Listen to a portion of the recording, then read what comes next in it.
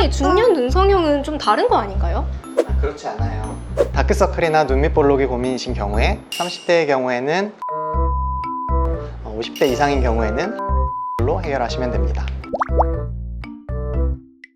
안녕하세요 드림프렌즈 여러분, 드림성형외과 조승우 원장입니다. 오늘은 중년의 눈성형 수술에 대해서 얘기해 보려고 합니다. 원장님, 중년 눈성형은 일반 수술과 어떤 차이가 있나요? 중년의 눈 성형 수술이라고 해서 젊은 사람들과 다른 특별한 기법이 있는 것은 아닙니다. 다만 수술 방법을 선택할 때 케이스에 따라서 피해야 되는 수술 방법이 있는데, 오늘은 그런 경우에 대해서 좀 중점적으로 얘기해 보려고 합니다. 구독, 좋아요. 먼저 좀 상대적으로 간단한 아랫눈꺼풀에 대해서 얘기해 볼게요. 아랫눈꺼풀이 고민인 환자분들은 보통 어떤 이유로 오시나요? 주로 아랫눈꺼풀이 고민이신 분들은 다크서클이 심해졌다거나 아니면 눈밑이 불룩하다는 얘기를 하면서 오시는데요. 이런 일이 생기는 이유는 노화가 진행되면서 유지인대가 고정되어 있는 상태에서 위쪽에 지방을 싸고 있는 주머니가 있는데, 그게 불룩해지고 늘어지면서 그게 나이가 들어 보이는 원인이 되게 됩니다.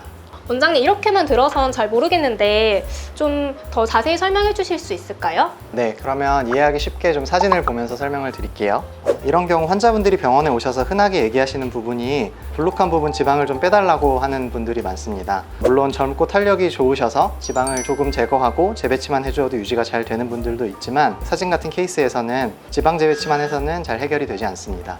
환자분들이 최소한의 수술로 만족하는 결과를 갖고 싶어하는 분들이 많아서 이런 케이스도 지방 재배치를 생각하고 오시는 분들이 있는데요. 그렇게 수술할 경우에는 오히려 피부는 남고 있는데 안쪽에 지방과 싸고 있는 막이 타이트해지면서 바람 빠진 풍선처럼 피부가 자글자글해질 수가 있어요. 그래서 그런 거를 고려해서 오히려 지방을 덜 제거한다거나 지방을 타이트닝만 하게 되면 오히려 평평해지기보다는 넓은 범위가 좀 살짝 불룩한 느낌으로 남을 수도 있습니다.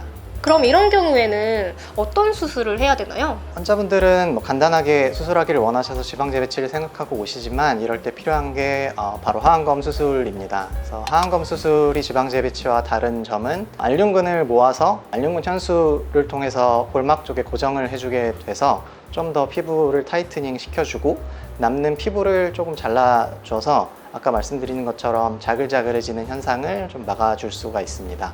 그리고 경우에 따라서는 앞볼 거상도 함께 시행할 수 있게 됩니다. 그래서 이런 여러 과정들이 추가되고, 그렇기 때문에 수술 난이도도 좀 높은 편이고 회복 과정도 지방 재배치에 비해서는 다소 길게 됩니다. 하지만 수술만 깨끗하게 되면 보시듯이 한 달 정도 지나면 흉터도 많이 희미해지게 됩니다. 그럼 하안검을 해야 되는지 눈밑질을 해야 되는지는 어떻게 알 수 있나요?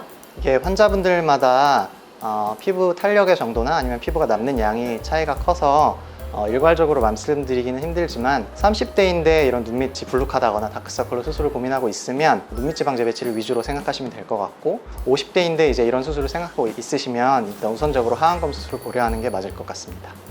물론 정확한 진단은 전문의의 상담을 통해서 정하는 것이 좋겠습니다. 오늘은 중년의 아랫눈꺼풀 수술에 대해서 알아보았습니다. 다음 시간에는 윗눈꺼풀에 대해서 알아볼 테니 많은 시청 부탁드려요. 지금까지 드림성형외과 조승우 원장이었습니다. 드림프렌즈 여러분, 안녕.